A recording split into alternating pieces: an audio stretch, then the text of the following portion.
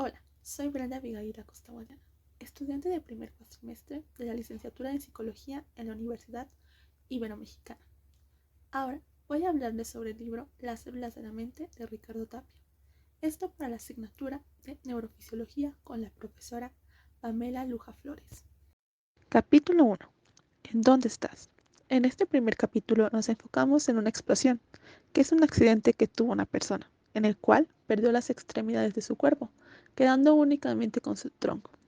Aparte, cuenta con algunos sentidos perdidos o disminuidos, como es en el caso de la vista y el olfato. Esta persona despierta y se da cuenta que no puede mover y que lo único con lo que cuenta es su cerebro. Los sentidos son de suma importancia para esta persona, ya que con el olfato logra oler algunas cosas a su alrededor que le traen recuerdos de toda su vida.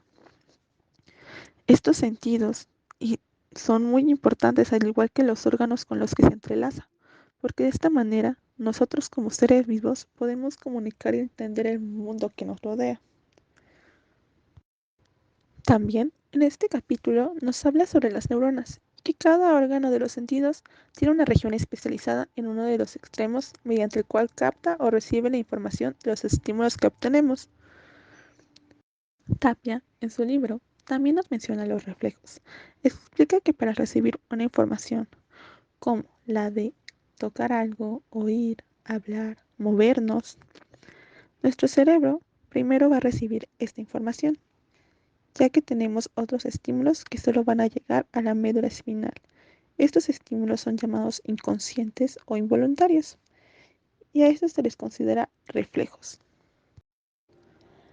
También nos habla sobre el medio externo e interno. El primero se conforma por lo que nos rodea, todo aquello que sentimos, es decir, la información que es captada por las células receptoras y es enviada a nuestro cerebro.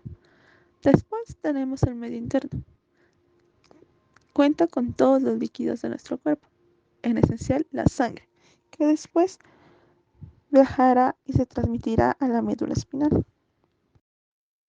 Ahora, como último punto en este capítulo, hablaremos sobre las neuronas motoras y las respuestas involuntarias.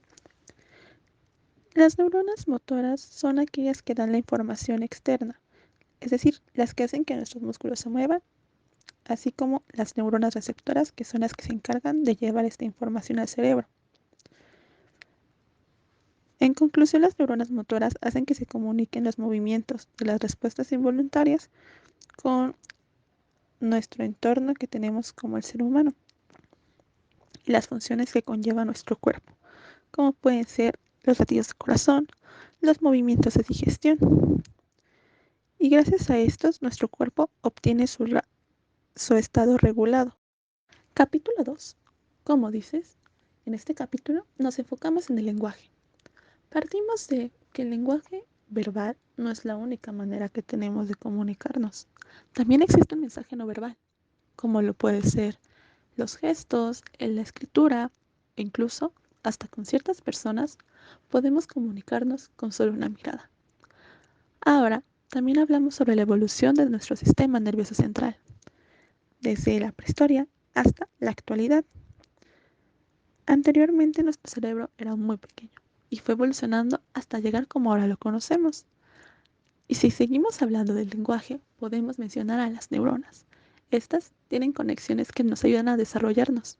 Su lenguaje entre ellas mismas nos ayuda a comprender el mundo que nos rodea y a relacionarnos con nuestro entorno. Ahora bien, en este capítulo se hace una revisión de los distintos tipos de comunicación que hay en niveles de organización dentro de nuestro cuerpo.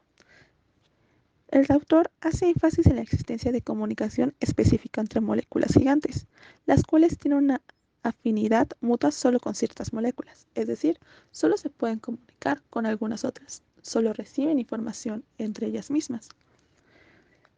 Para terminar en este capítulo, nos explica el funcionamiento de las moléculas como mensajeros de información entre distintas células y entre distintos órganos en nuestro cuerpo, dándonos a entender que entre las moléculas y las células que hay en nuestro cuerpo se van creando conexiones específicas hasta realizar una función en cada área de nuestro cuerpo, dándonos como resultado alguna reacción o funcionamiento que tenemos como seres humanos.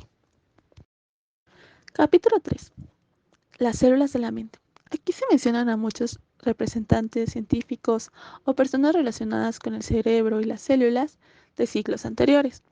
Como principal tenemos a Aristóteles y su metáfora de que el corazón es caliente mientras el cerebro es frío. Esto se debe para que se pueda mantener un estrecho equilibrio. Ahora, si el cerebro se calienta, es decir, pierde el control de sí mismo, este se seca provocando un desequilibrio en el organismo. Otra persona importante es Camilo Golgi, que descubrió el cromato de plata y que gracias a este pudo ver una neurona completa, ya que el cromato de plata tiñe a la neurona. Esta técnica fue mejorada por Santiago Ramón y Cajal. Fue así como después de muchos años se descubrieron todos los tipos de neuronas que existían. Esto nos ayudó a entender la forma y tamaño que tienen, así como se clasifican, para qué sirven y cómo se agrupan en capas y circuitos, constituyendo a lo que se llama arquitectura celular del cerebro. También dan a conocer el soma, a las dendritas o parte receptora de la información, y al axón, que es la parte emisora de la información. Aparte de las neuronas, existen otros tipos de células de complejidad y cantidad similar, llamadas células gliales, dentro de cuya clasificación entran los astrocitos de forma estrellada, que son las más abundantes, y los oligodendrocitos, que se enrollan alrededor de los axones formando la mielina o cubierta, permitiendo conducir la corriente eléctrica. Capítulo 4. ¿Qué lenguaje hablas? Este capítulo trata de relacionar e integrar la información revisada en los capítulos anteriores, de modo que sea posible entender que la existencia de los mecanismos de comunicación mediante las moléculas es determinante de la función de las células nerviosas y de cómo éstas interactúan con las demás. Así, este capítulo describe cuál es la información que las neuronas manejan, es decir, el lenguaje que hablan, y analiza la arquitectura de los sitios celulares en los que ocurre la comunicación interneuronal. Se analizan también algunas de las más interesantes consecuencias de que la comunicación interneuronal sea química, entre ellas la muy importante actividad de ciertas células de inhibir las funciones de otras. También se comenta sobre un experimento que realizó el alemán Otto Loewi, donde nos habla sobre el desarrollo de las neuronas. En este experimento se menciona el mecanismo del corazón de una rana, ya que este fue extraído y lo analizaron. Se dieron cuenta que su corazón, después de 3 horas de haber sido retirado, aún seguía latiendo.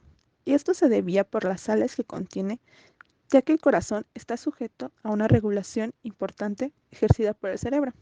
También nos menciona que todo el sistema nervioso está regulado por el cerebro y sustancias químicas que cambian la frecuencia cardíaca. Loewi pensaba que una sustancia química provocaba un cambio en la frecuencia cardíaca. Es por eso que él, en el corazón que le sacó a la rana, trató de experimentar y de comprobar si realmente era verdadera o no, y que si la sustancia química era la que provocaba que el corazón aún siguiera latiendo. 5. ¿Quién eres? En este capítulo nos enfocamos sobre el funcionamiento global de ciertos circuitos neuronales que se encuentran en el interior del cerebro, incluyendo algunos que tienen como función central la coordinación de los movimientos musculares. En este capítulo también se nos habla de las zonas del cerebro y las distintas funciones que tiene. Se menciona a un individuo que conserva perfectamente todos sus sentidos y la capacidad de integrar sus movimientos musculares, pero cambia su personalidad.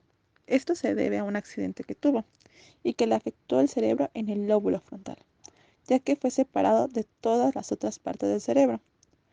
Así que también se relaciona con la lobotomía frontal, que es una operación que se realizaba antes para poder cambiar el comportamiento de las personas que se consideraban agresivas y que tenían alteraciones mentales.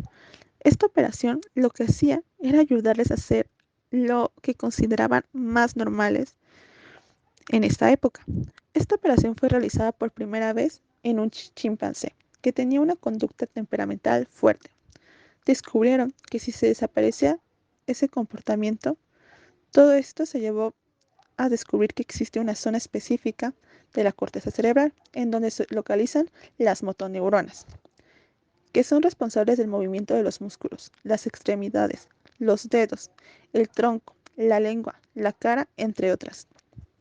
También se descubrió que la zona que controlaba la actividad de los músculos con mayor movilidad o control, como son el pulgar o la lengua, tenía una superficie mucho más extensa que la de otros músculos. También nos habla de la comunicación entre las neuronas, las células y sobre los diferentes núcleos. Y también, ¿qué pasaría si se separaran entre ellas? Lógicamente, sus funciones no serían las mismas. Nos habla acerca de las drogas o de algunos medicamentos que pueden engañar a la proteína que sirve para formar las neuronas, neurotransmisoras, y así impedir que éstas se sinteticen. Y esto puede llegar a afectar a los neurotransmisores. También nos puede llegar a provocar una convulsión, lo que provocaría que se mueran varias neuronas. Y aquí igual se realizó un experimento a una rata, donde la utilizaron e inyectaron drogas. Dicha rata empezó a tener un comportamiento extraño, donde le provocó convulsión y quedó afectada de por vida. Capítulo 6. ¿A dónde vas? Finalmente, el último capítulo constituye un acercamiento al problema de cómo el cerebro puede tener distintas funciones que caracterizan la mente y plantea una serie de preguntas que la investigación sobre el cerebro tiende a resolver, pero que presentan dificultades que en ocasiones parecen insuperables. En este contexto, se revisan, entre otros aspectos, los experimentos del cerebro dividido, que han dado lugar el concepto de que los hemisferios cerebrales llevan a cabo distintas funciones. También nos habla más a fondo de, en general, la capacidad del ser humano que tiene de hacer actividades complejas como diseñar, imaginar, confiar, desear, crecer, buscar, despertar, odiar, amar, entre otras. Nos habla de la enorme complejidad que tienen los circuitos neuronales del cerebro, de la alteración de la percepción y la conciencia. Eso es algo muy importante, ya que aquí entra lo que es la imaginación o el comportamiento que un individuo tiene mediante el uso de drogas o sustancias que pueden ser dañinas para nuestro organismo, ya que son capaces de producir alteraciones mentales, haciendo que las personas alucinen y así cambiando la percepción que tenemos en nuestra conciencia y personalidad. Ahora llegamos a las conclusiones. Para mí fue muy interesante verlo en un libro, realizar esta actividad y trabajo final, ya que la lectura de este libro llamado Las células de la mente me hizo cerrar el ciclo de todo lo que hemos visto a lo largo del cuatrimestre. O sea, englobó esta lectura todo lo que hemos visto, lo logró abarcar y no lo se quedó solo para mí, no se quedó solo en lo teórico, sino que pude relacionar con un caso y verlo de cierta manera práctico, ya que yo no pude experimentar eso y no conozco a nadie que esté pasando por una situación así, como en el caso del accidente y el cómo afecta un accidente a nuestro organismo.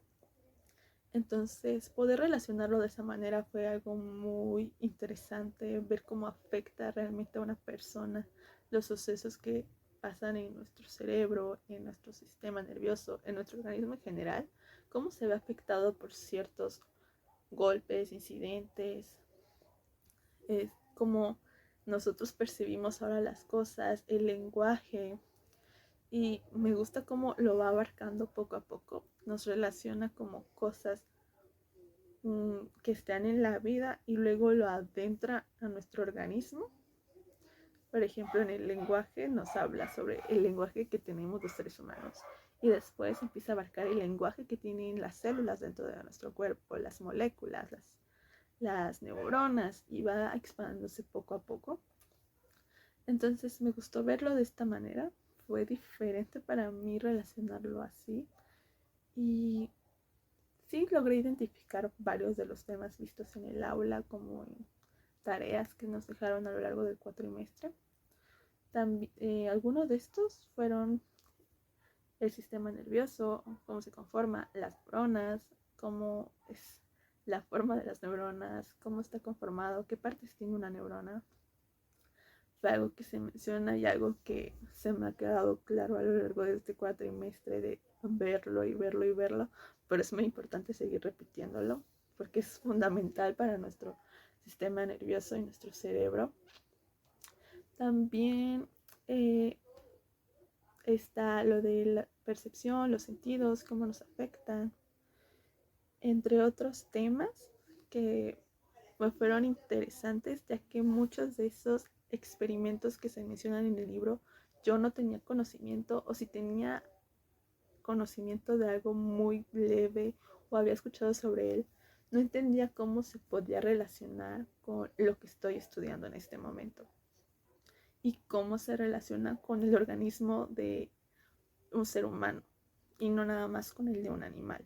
Entonces, ver estos experimentos para mí, más bien leer estos experimentos para mí fue muy interesante, ya que yo no tenía conocimiento específicamente de cómo había sido la atención de las neuronas, cómo es que antes se lograron ver una neurona completa, porque claro, para mí ahora es fácil ver una neurona o el dibujo de una neurona en un libro, en internet, en esquemas, y digo, ah, sí, así es una neurona. Pero antes no era así, yo no tenía conocimiento sobre cómo había sido la primera vez que se vio una neurona.